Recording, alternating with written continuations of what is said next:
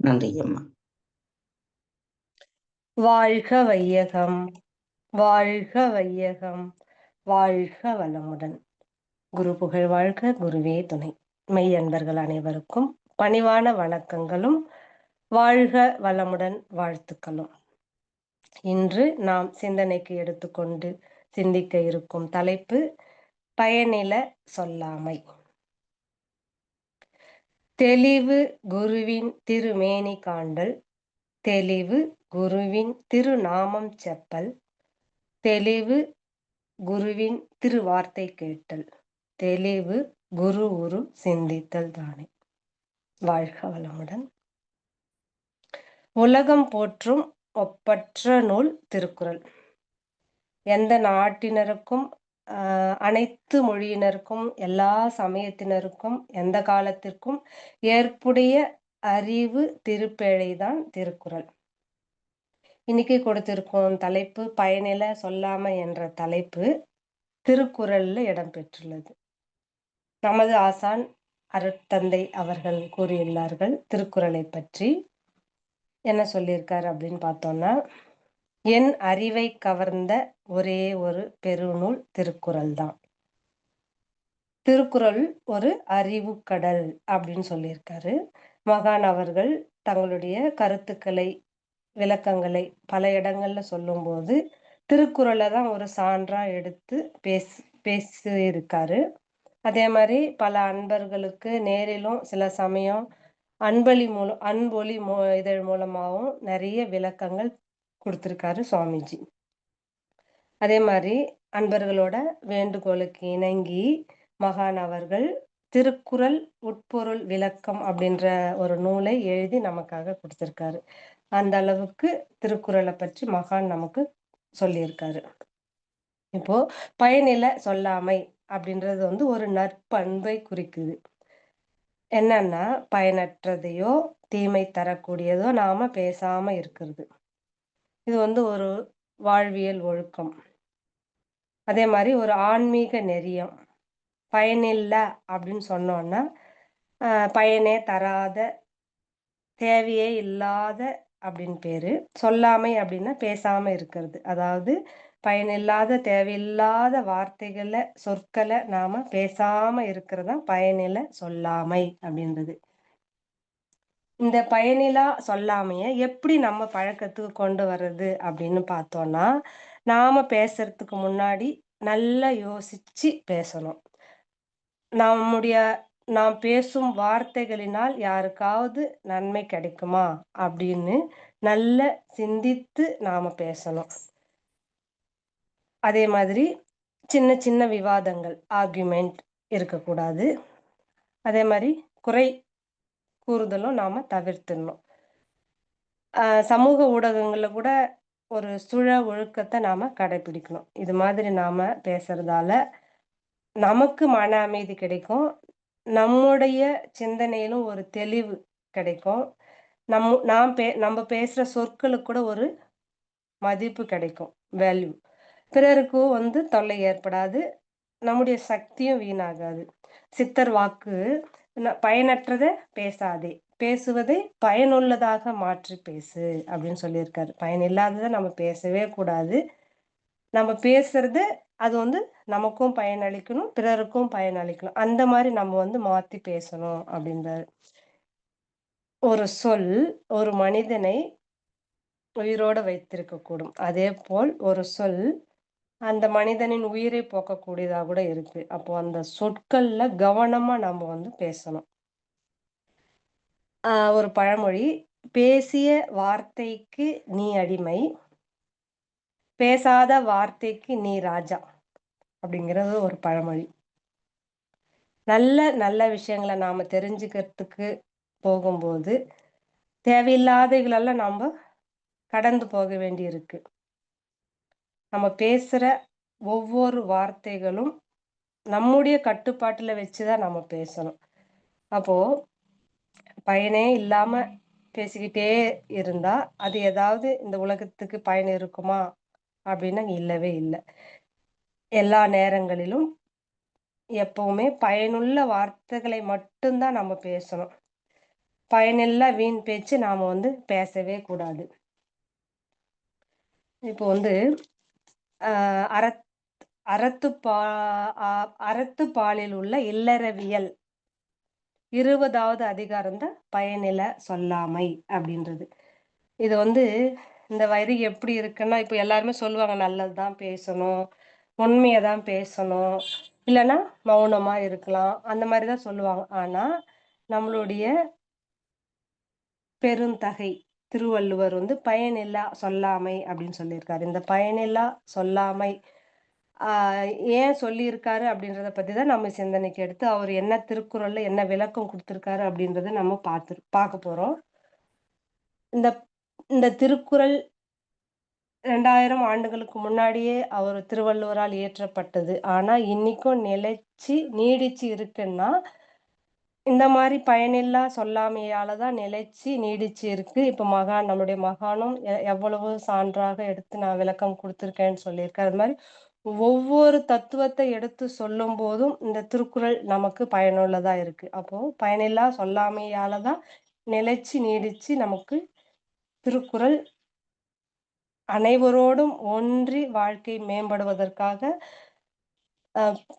திருவள்ளுவரால் இயற்றப்பட்டிருக்கு. அப்போ இந்த திருக்குறள்ல என்ன சொல்லியிருக்காரு அப்படின்றத நம்ம பார்ப்போம். 191 குறள். பல்லார் முனிய பயனில சொல்லுவான் எல்லாரும் எல்லப்படும். அதாவது பல பேர் கேட்டு வெறுக்கிற மாதிரியான பயனில்லாத வார்த்தைகளை பேசுறவங்க எல்லாராலும் இழப்படுவாங்க அப்படின்னு வள்ளுவர் சொல்லியிருக்காரு. ஏன்னா நம்முடைய ஒவ்வொரு வார்த்தையும் நமக்கான அடையாளம். வாய் இருக்குன்னு பயனில்லாத வார்த்தைகளை பேசினா நாமே நம்முடைய மதிப்பை குறைச்சிக்கிறோம் அப்படின்னு அர்த்தம். அதனால பேசும்போது நல்லா யோசிச்சு நாம வார்த்தைகளை பேசணும். பயனில்லாத வார்த்தைகள் எல்லார் முன்னாடியும் பேசுறது எப்படி அப்படின்னு சொல்றாருன்னா, நண்பர்களுக்கு தீமை செய்வதை விட ரொம்ப தீமையானது அப்படின்றாரு. நண்பர்களுக்கு நாம தீமை செய்வோமா? செய்ய மாட்டோம். அந்த அந்த தீமையை விட ரொம்ப தீமையானது அப்படின்றாரு. பயனில்லாத வார்த்தைகள் எல்லார் முன்னாடி நாம பேசுறதால. ஏன்னா தேவையில்லாத விஷயங்களை பேசுறதால பேசுறவங்களுக்கும் கேட்கறவங்களுக்கும் நேரமும் ஆற்றலும் வீணா போகும் அப்படின்றாரு. டைம் இஸ் கோல்டு அப்படின்வாங்க. ஆற்றலும் ரொம்ப முக்கியம். நான் பேசுறவங்களுக்கும் அது அது வீணா போகுது, கேட்கறவங்களுக்கும் வீணா போகுது. அப்போ அந்த மாதிரி பேசுறது பயனில்லாத வார்த்தைகளை நாம பேசக்கூடாதுன்னு வள்ளுவர் சொல்றாரு. அது மட்டும் இல்லாம அந்த பயனில்லாத விஷயத்த ரொம்ப விரிவா பேசிக்கிட்டே இருந்தாங்கன்னா அந்த பேச்சு அவங்க ஒரு பயனில்லாதவங்கன்னு நமக்கு சொல்லிடும். ரொம்ப வளவளன்னு பேசிட்டு இருக்காங்க. எப்பா அவங்க கிட்ட போனா மாட்டணும். ரொம்ப பேசிக்கிட்டே இருப்பாங்க அப்படின்னு சொல்லி ஒதுங்கி தப்பிச்சு ஓடணும்னு பார்ப்போம். அது அவங்க பேசுற வார்த்தைகளால அவங்க பயனற்றவங்க அப்படின்ற மாதிரி வந்துரும் அப்படின்னு சொல்றாரு. அதுவும் விரிவா பேசுறது ரொம்ப தப்பு அப்படின்றாரு. ஆழமான விஷயத்தையும் சுருங்க சொல்றதுலதான் பேச்சோட திறமையே இருக்கு. எப்படி 2 அடிகள்ல எவ்வளோ கருத்துக்கள் வள்ளுவர் கொடுத்திருக்காரு இல்லையா? அந்த மாதிரி ஆழமான விஷயத்தையும் சுருங்க சொல்றதுலதான் நம்மளுடைய பேச்சோட திறமையே இருக்கு. விரிவா நம்ம பேசக்கூடாது அப்படின்னு. அதே மாதிரி பயனில்லாத பண்பில்லாத சொற்களை பேசுறவங்க பலருடைய அன்பையும் இழப்பார்களாம், நன்மைகளும் இழப்பார்களாம். பயனே இல்லாத அந்த பண்பே இல்லாத பேச்சுக்களை பேசினே இருந்தாங்கன்னா அவங்க எல்லாரோட அன்பையும் இழந்துருவாங்க. அதனால நன்மைகளும் இழந்துருவாங்க. அப்போ இனிமையா பேசுகின்ற குணம் இயல்பாக இருக்கும்போது பயனளிக்குமா அப்படின்னு யோசிச்சு பேசணுமா? இயல்பா இனிமையா இருக்கிறவங்க அவங்களும் யோசிச்சுதான் பேசணுமா அப்படின்னு ஒரு கேள்வி கேட்டா அதுக்கு வள்ளுவர் என்ன சொல்றாருன்னா, இனிய குணமுடையவங்க பயனில்லா வார்த்தைய பேசினா அவங்களுடைய பெருமையும் புகழும் அப்பவே அவங்கள விட்டு போயிடும் அப்படின்றாரு. என்னதான் இனிமையா என்னதான் பண்போட இருந்தா கூட அவங்க பயனில்லாத வார்த்தைகளை பேசினா அப்பவே அவங்களோட அந்த பெருமை புகழ் எல்லாமே போயிடும் அப்படின்றாரு. அதனால யாராக இருந்தாலும் எங்க பேசுறோம், எந்த சூழ்நிலையில பேசுறோம், கேட்கிறவங்களுக்கும் பொருத்தமான விஷயம் பேசுறோமா அப்படின்னு நாம ரொம்ப யோசிச்சு பயனுள்ளதா நாம பேசணும் அப்படின்னு வள்ளுவர் சொல்றாரு. நல்ல பண்பு உள்ளவர்கள் எப்படி பேசணும் அப்படின்னு ஒரு கேள்வி கேட்டா அதுக்கு வள்ளுவர் சொல்றாரு. குறள் 197 நயன் இலா சொல்லினும் சொல்லுக சான்றோர் பயனில சொல்லாமை நன்று. அதாவது பண்பானவங்க இனிமையில்லாத வார்த்தைகளை சொன்னாலும் பரவாயில்ல, பயனில்லாத வார்த்தைகளை சொல்லாம இருப்பது நல்லது அப்படின்னு சொல்றாரு. அதாவது அந்த அவங்க வந்து இனிமை இல்லாத வார்த்தைகள பேசினா கூட பரவாயில்லையா, ஆனா பயனில்லாத வார்த்தைகள சொல்லவே கூடாது அப்படின்றாரு. பண்பானவர்களா இருந்தா கூட அந்த பயனில்லாத வார்த்தைகள பேசக்கூடாது. அரிய கருத்துக்களை கூறும் ஆராய்ச்சி மிக்க அறிஞர்கள் வந்து அதிகமா பயன் தராத சொற்களை சொல்ல மாட்டாங்க. அவங்க வந்து அறிஞர்கள். அறிவுள்ளவர்கள் கூட பயனற்ற சொற்களை மறந்து கூட பேச மாட்டார்கள். இன்னொரு திருக்குறள்ல சொல்றாரு, இது 200 குறள் 200 சொல்லுக சொல்லில் பயனுடைய சொல்லற்க சொல்லில் பயனிலா சொல். சொற்களில் பயனுடைய சொற்களையே சொல்ல வேண்டும். பயனில்லாத சொற்களை நாம பேசவே கூடாது அப்படின்னு இந்த குறள் மூலமா நமக்கு வள்ளுவர் விளக்கம் கொடுத்திருக்காரு. சாணக்கியர் பேசும்போது கவ சாணக்கியர் வந்து நம்ம பேசும்போது என்னென்ன கவனிக்கணும் அப்படின்றத ஒரு 5 வாக்கியம் கொடுத்திருக்காரு. என்ன அப்படின்னு பார்த்தோம்னா, நாம எப்படி பேச வேண்டும்? எப்பொழுது பேச வேண்டும்? எங்கே பேச வேண்டும்? எவ்வளவு பேச வேண்டும்? யாருடன் பேசிக் கொண்டிருக்கிறோம் என்பதை எல்லாம் தெரிந்து யோசிச்சு பேசணும் அப்படின்றாரு சாணக்கியர். வாய்மை எனப்படுவது யாதெனின் யாதொன்றும் தீமை இல்லாத சொல்லல். வாய்மை என்று சொல்வது எது என்ன? அது மற்றவருக்கு ஒரு சிறிதும் தீங்கில்லாத சொற்களை சொல்லுதல் தான் வாய்மைன்னு வள்ளுவர் சொல்லியிருக்காரு. ஒரு கதை. அமெரிக்கா நாட்டுல ஒரு சிறிய கிராமம். அங்க வந்து ஒரு ஆரம்ப பள்ளி சென்று வரும் ஒரு குட்டி பையன் வந்து ஸ்கூல்ல இருந்து வரும்போது தன்னோட அம்மாகிட்ட, என்னோட ஆசிரியர் கொடுத்ததா ஒரு கடிதம் குடுக்குறாரு. அந்த தாயும் ரொம்ப ஆவலோட அந்த கடிதத்தை படிக்கிறாங்க. படிச்ச உடனே அந்த அம்மாவோட கண்ணுல இருந்து தண்ணி தார தாரையா கொட்டுது. உடனே குழந்தை கேட்குறான், அந்த குட்டி பையன், "என்னம்மா எழுதியிருக்கு? ஏன் நீங்க அழறீங்க?" அப்படின்னு கேட்குறான். உடனே அந்த அம்மா வந்து, "நான் படிச்சு காட்டுறேன். நீ கேளு" அப்படின்றாங்க. அப்ப என்ன அந்த கடிதத்துல எழுதியிருக்குன்னு பார்த்தா, "தங்கள் மகன் உண்மையில் மிகச்சிறந்த அறிவாளி. சொல்லிக் கொடுக்கும் அளவிற்கு இந்த பள்ளியில ஆசிரியர் இல்ல. எனவே தாங்களே கற்றுக் கொடுக்கலாம்" என்று அந்த லெட்டர்ல இருந்தது. அதனால தான்ப்பா ஒரு நீ இவ்ளோ ஒரு அறிவாளி பையன நான் பெத்திருக்கேன்றதுனால என் கண்ணில இருந்து ஆனந்த கண்ணீர் வருது. நீ அறிவாளியா அவனுக்கு சொல்லிக் குடுக்குற மாரி அங்க ஆசிரியர் யாரும் இல்ல. அதனால நீங்க வீட்லயே நீங்களே சொல்லிக் குடுங்க அப்படின்ற மாரி இந்த லெட்டர்ல எழுதியிருக்கு அப்படின்னு சொல்றாங்களாம். உடனே அந்த அம்மா அன்னையிலிருந்தே அந்த வீட்ட வந்து ஒரு பள்ளிக்கூடமா மாத்தி, தன்னுடைய குழந்தைக்கு அவங்க வந்து ம் படிப்பு சொல்லிக் குடுக்க ஆரம்பிச்சுட்டாங்க. அந்த அம்மா.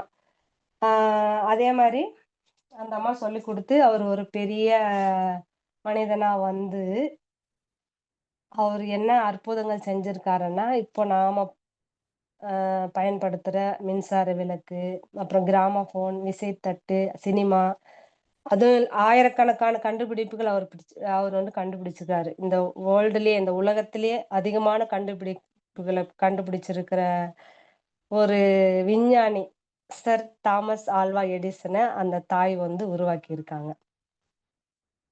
எந்த அளவுக்கு அந்த அம்மா முயற்சி எடுத்து அவர உருவாக்கியிருக்காங்க. அப்புறம் ரொம்ப வருஷம் வந்து கடந்து போயிடுச்சு.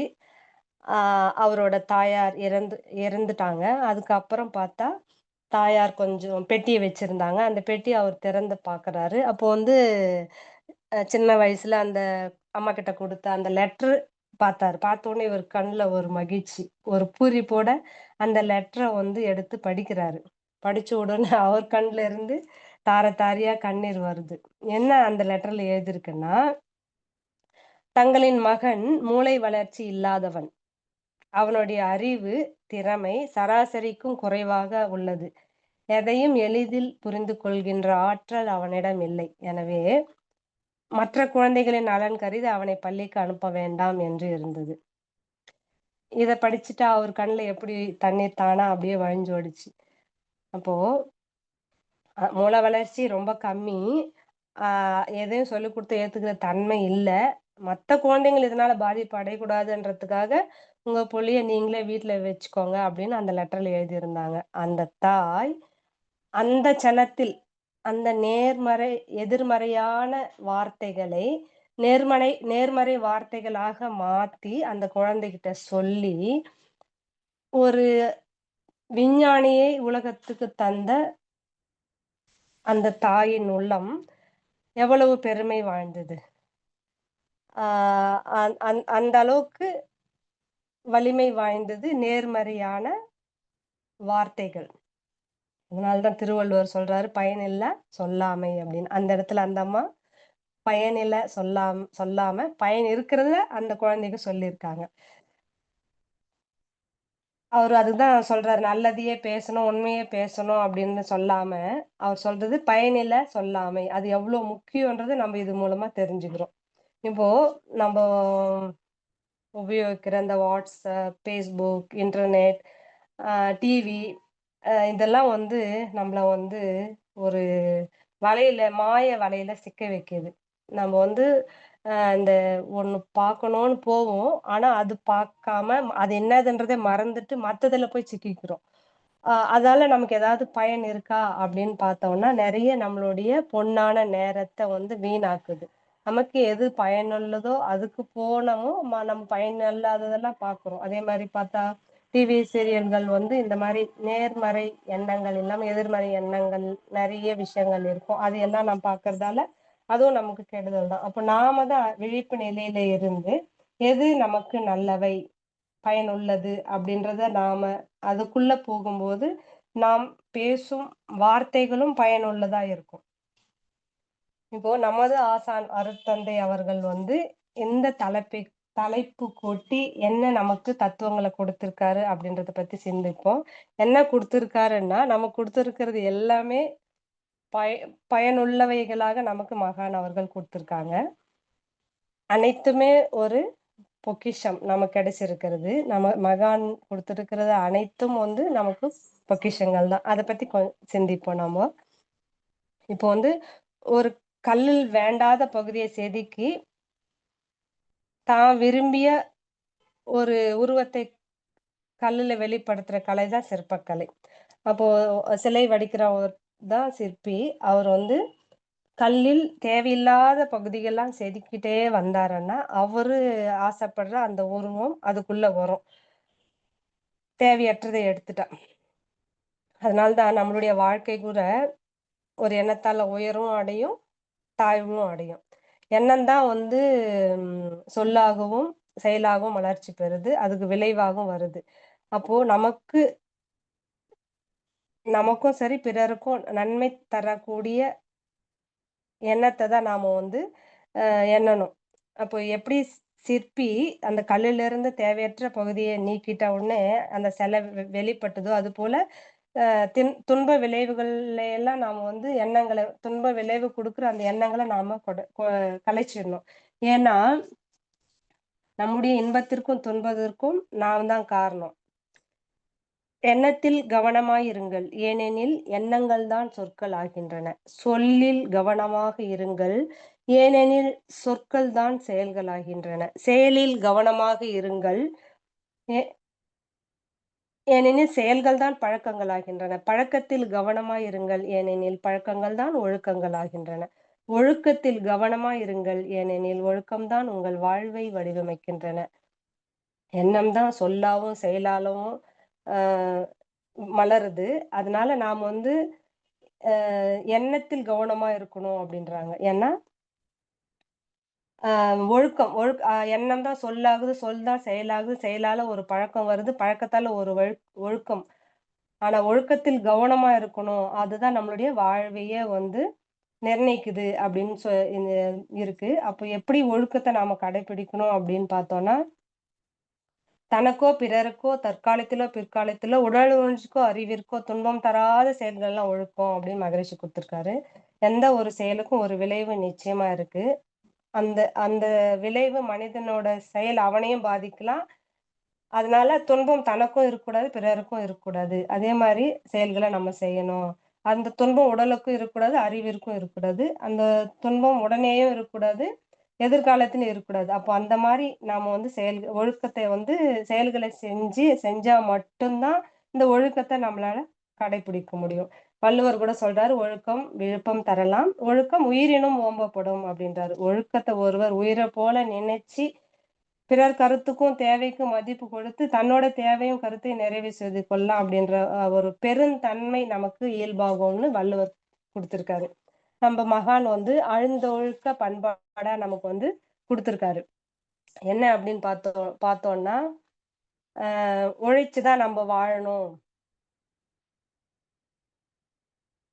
கவியாவும் குடுத்திருக்காரு. "புதியதொரு பண்பாடு உலகுக்கு வேண்டும். போதை, போர், பொய், புகை ஒழித்து அமுல் செய்வோம். அதிக சுமை ஏதுமில்லை.